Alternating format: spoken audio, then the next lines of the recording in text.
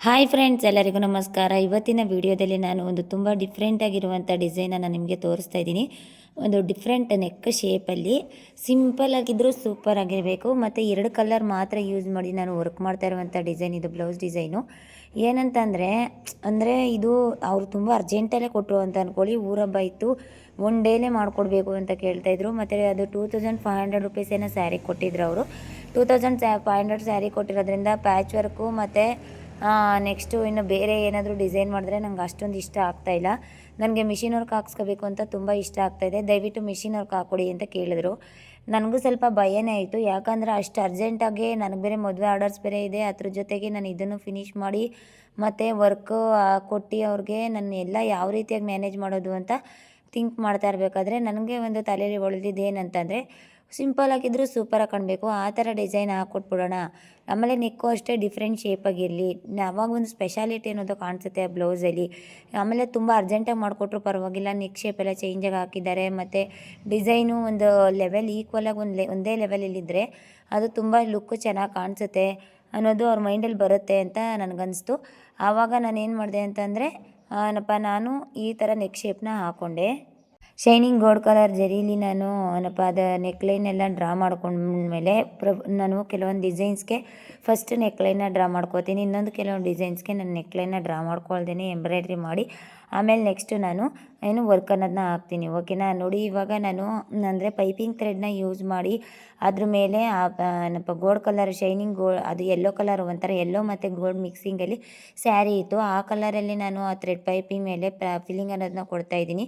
ಆ ರೀತಿಯಾಗಿ ನಾವು ಫಿಲ್ಲಿಂಗ್ನ ಯಾಕೆ ಕೊಡಬೇಕು ಮತ್ತು ಆ ಥರ ಗೋಲ್ಡ್ ಕಲರ್ ದಾರ ನಾನು ಯಾಕೆ ಯೂಸ್ ಮಾಡಿದ್ದೀನಿ ಅಂತಂದರೆ, ನನ್ನ ಹತ್ರ ವೈಟ್ ಕಲರ್ ಪೈಪಿಂಗ್ ಥ್ರೆಡ್ ಇರಲಿಲ್ಲ ಅರ್ಜೆಂಟಾಗಿ ಆವಾಗ. ಆಮೇಲೆ ನಿನಗೆ ಗೊತ್ತಾ, ಪೈಪಿಂಗ್ ಥ್ರೆಡ್ ಅನ್ನೋದು ದಪ್ಪನೂ ಬರುತ್ತೆ, ಸಣ್ಣನೂ ಬರುತ್ತೆ. ನನ್ನ ಹತ್ರ ಇರೋದು ಸಣ್ಣ, ಕಾಟ್ಗೆ ಫಿಕ್ಸ್ ಮಾಡ್ಕೊಳ್ಳೋಕ್ಕೆ ಅಂದ್ಬಿಟ್ಟು ಅದು ದಾರ ತಂದಿಟ್ಕೊಂಡಿದ್ದೀನಿ. ಆ ದಾರ ಇದೆ. ಆಮೇಲೆ ಅದು ತುಂಬ ಒಂದು ಸ್ವಲ್ಪ ಸಣ್ಣ ಅನಿಸ್ತು ನನಗೆ. ಆಮೇಲೆ ಅಷ್ಟು ಹೈಲೈಟ್ ಆಗೋಲ್ಲ, ಅದು ಥ್ರೆಡ್ನ ಅದ್ರ ಮೇಲೆ ಫಿಲ್ಲಿಂಗ್ ಕೊಟ್ಟರೆ ಅಷ್ಟು ಹೈಲೈಟಾಗಿ ಕಾಣಿಸಲ್ಲ ಅಂತ ನನಗನ್ನಿಸ್ತು. ಅದಕ್ಕೋಸ್ಕರ ನಾನು ಗೋಲ್ಡ್ ಕಲರ್ ಹಿಂದೆಗಡೆ ಕಟ್ಟೋ ದಾರ ಇದೆಯಲ್ಲ, ಆ ದಾರದ ಮೇಲೆ ನಾನು ಫಿಲ್ಲಿಂಗ್ ಅನ್ನೋದನ್ನ ಕೊಡ್ತಾಯಿದ್ದೀನಿ.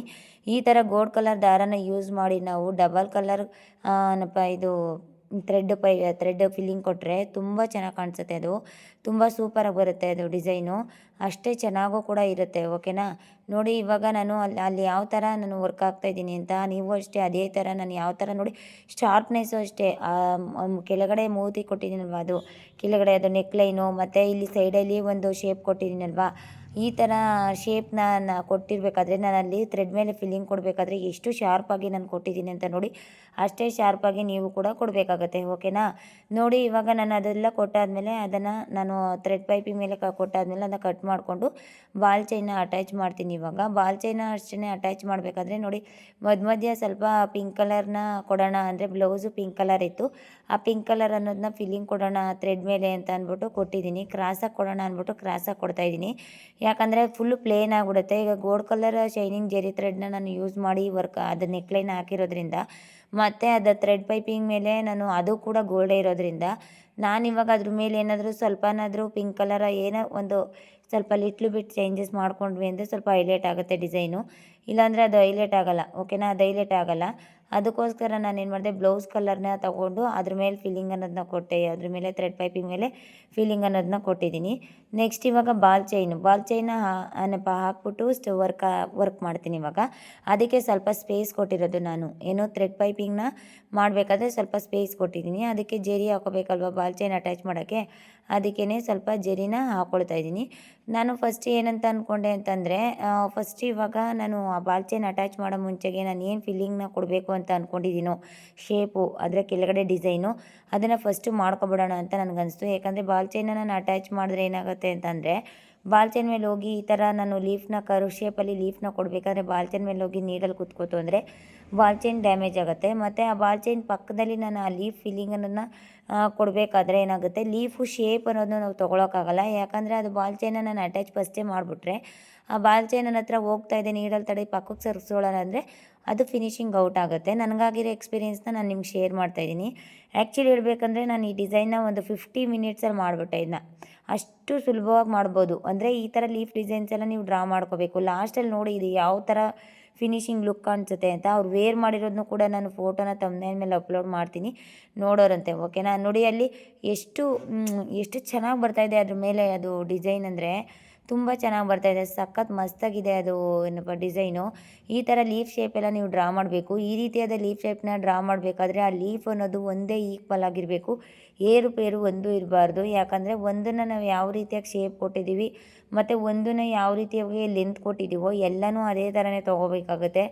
ಒಂದನ್ನ ಏನಪ್ಪ ದೊಡ್ಡದು, ಒಂದನ್ನು ಚಿಕ್ಕದು, ಒಂದನ್ನು ದಪ್ಪ, ಒಂದನ್ನು ಸಣ್ಣ, ಆ ಥರ ಮಾಡೋಕ್ಕೆ ಹೋಗಬೇಡಿ. ನೋಡಿ ಎಲ್ಲ ಡಿಸೈನು ನಾವು ಕೈಲಿ ಡ್ರಾ ಮಾಡ್ಕೊಂಡು ಮಾಡೋಕ್ಕಾಗಲ್ಲ. ಓಕೆನಾ. ನಾವು ಕೈಲಿ ಡ್ರಾ ಮಾಡ್ಕೊಂಡು ಮಾಡ್ತೀವಿ ಅಂತಂದರೆ ನಾನು ಹೇಳಲ್ವಾ, ಅದು ಅಷ್ಟು ಏನೋ ಚೆನ್ನಾಗಿ ಬರೋದಿಲ್ಲ, ಅದು ಅಷ್ಟು ನೀಟಾಗಿರಲ್ಲ. ಓಕೆನಾ. ಅದಕ್ಕೋಸ್ಕರ ಹೇಳ್ತೀನಿ, ನೀವು ಪ್ರಾಕ್ಟೀಸ್ ಮಾಡಿ, ಪ್ರಾಕ್ಟೀಸ್ ಮಾಡಿಲ್ಲ ಅಂದರೆ ಅದು ನಿಜ ಬರಲ್ಲ. ಲೀಫ್ ಏನಾಯ್ತಂದರೆ ಈ ಕಡೆ ಲೋಟಸ್ ಶೇಪು, ಇವಾಗ ಲೋಟಸ್ನ ಮಾಡಿದಾಗ ನಾವು ಯಾವ ರೀತಿಯಾಗಿ ನೀಟಾಗಿ ಕರ್ವ್ ಶೇಪಲ್ಲಿ ಕೊಡ್ತೀವೋ ಆ ರೀತಿಯಾಗಿ ಈ ಕಡೆ ಬಂತು, ಆ ಕಡೆ ಸ್ವಲ್ಪ ವೇರಿಯೇಷನ್ ಆಯಿತು. ನಾನು ಆ್ಯಕ್ಚುಲಿ ಡಿಸೈನ್ನ ತೆಳುವಾಗಿ ತೊಗೋತಾ ಇದ್ದೀನಿ, ಜಾಸ್ತಿ ತಿಕ್ಕಾಗಿ ತೊಗೋತಾ ಇಲ್ಲ. ಯಾಕಂದರೆ ಜಾಸ್ತಿ ತಿಕ್ಕಾಗಿ ತೊಗೊಂಡ್ರೆ ಈ ಥರ ಲೀಫ್ ಶೇಪೆಲ್ಲ ಅಷ್ಟು ಚೆನ್ನಾಗಿರಲ್ಲ. ಅದಕ್ಕೋಸ್ಕರ ನಾನು ಸ್ವಲ್ಪ ಏನಪ್ಪ ಇದು ಲೈಟಾಗಿ ತೊಗೊಂಡಿರೋದ್ರಿಂದ ಟ್ರಿಮ್ಮರಲ್ಲಿ ಸ್ವಲ್ಪ ರಿಮೂವ್ ಮಾಡೋಕ್ಕಾಯಿತು. ಜಾಸ್ತಿ ತಿಕ್ಕಾಗಿ ನಾವು ಫಿಲ್ಲಿಂಗ್ ಕೊಟ್ಬಿಟ್ಟು ಟ್ರಿಮ್ಮರಲ್ಲಿ ರಿಮೂವ್ ಮಾಡ್ತೀವಿ ಅಂದರೆ ಅದು ಚೆನ್ನಾಗಿ ಬರೋಲ್ಲ, ಅದು ಅಷ್ಟು ಚೆನ್ನಾಗಿರಲ್ಲ. ಯಾಕಂದರೆ ಬಟ್ಟೆನೇ ಕಿತ್ಕೊಬರೋ ಚಾನ್ಸಸ್ ಇರುತ್ತೆ. ಜಾಸ್ತಿ ತಿಕ್ನೆಸ್ಸಲ್ಲಿ ನಾವು ಥ್ರೆಡ್ ಫಿಲ್ಲಿಂಗ್ ಅನ್ನೋದನ್ನ ಕೊಟ್ಟು ಥ್ರೆಡ್ ರಿಮೂವರಲ್ಲಿ ರಿಮೂವ್ ಮಾಡೋಕೆ ಹೋಗ್ತೀವಿ ಅಂತಂದರೆ ಅದು ಬಟ್ಟೆನೇ ಕಿತ್ಕೊಬರುವಂಥ ಚಾನ್ಸಸ್ ತುಂಬ ಇರುತ್ತೆ. ಓಕೆನಾ. ನಾನು ತುಂಬಾ ಕಷ್ಟಪಟ್ಟೆ ಆ್ಯಕ್ಚುಲಿ ಹೇಳ್ಬೇಕಂದ್ರೆ, ನನಗೆ ಸಿಕ್ಕಾಪಟ್ಟೆ ತೊಂದರೆ ಆಗ್ಬಿಡ್ತು. ಈ ಟೈಮಲ್ಲೂ ಕೂಡ ನಾನು ವೀಡಿಯೋಸ್ನ ಮಾಡಬೇಕು ಅಂತ ಅನ್ನಿಸ್ತು, ಅದಕ್ಕೋಸ್ಕರ ನಾನು ಮಾಡಿದೆ. ನೋಡಿ ಇನ್ನೂ ಒಂದು ಬ್ಲೌಸ್ಗೆ ಡಿಸೈನ್ ಹಾಕಿದ್ದೀನಿ, ಅದನ್ನು ಅಷ್ಟೇ. ಆ್ಯಕ್ಚುಲಿ ಹೇಳ್ಬೇಕಂದ್ರೆ ನಾನು ಸಾಯಂಕಾಲ 6 ಗಂಟೆ 7 ಗಂಟೇಲಿ ನಾನು ಇದು ಡಿಸೈನ್ ಮಾಡೋಕ್ಕೆ ಅಂತ ಇಟ್ಬಿಟ್ಟು ಎತ್ಕೊಂಡಿದ್ದು ನಾನು ಇದನ್ನು ಸ್ಯಾರಿನ. ಬ್ಲೌಸು ಕೂಡ ಫಿಕ್ಸ್ ಮಾಡಿಕೊಂಡು ಅದಕ್ಕೆಲ್ಲ ಮಾರ್ಕಿಂಗ್ ಎಲ್ಲ ಮಾಡಿಕೊಂಡು ಮತ್ತು ಮಾಡಬೇಕು ಅಂತ ಎತ್ಕೊಂಡೆ. ಫಸ್ಟು ಈ ಪಿಂಕ್ ಕಲರ್ ಬ್ಲೌಸ್ಗೆ ಹಾಕಿದ್ದೀನಿ, ಇನ್ನೊಂದು ಲ್ಯಾವೆಂಡರ್ ಕಲರ್ ಬ್ಲೌಸ್ ಪೀಸ್ ಇದೆ ಅದಕ್ಕೆ ಹಾಕಿದ್ದೀನಿ. ನಿಜವಾಗ್ಲೂ ಅವರೇ ಆಶ್ಚರ್ಯಪಟ್ಟರು, ಏನಿದು ಇಷ್ಟು ಚೆನ್ನಾಗಿ ಮಾಡಿದ್ದೀರಾ, ತುಂಬ ಚೆನ್ನಾಗಿ ಬಂದಿದೆ ಅಂತ ಹೇಳಿದ್ರು. ನನಗೂ ಸಿಕ್ಕಾಪಟ್ಟೆ ಇಷ್ಟ ಆಯಿತು, ಅವರು ಕಸ್ಟಮರು ಕೂಡ ತುಂಬಾ ಇಷ್ಟಪಟ್ಟರು. ಓಕೆನಾ. ಡಿಸೈನ್ನ ತುಂಬಾ ಇಷ್ಟಪಟ್ಟರು, ತುಂಬ ಚೆನ್ನಾಗೇ ಬಂದಿತ್ತು ಇದು ಡಿಸೈನು.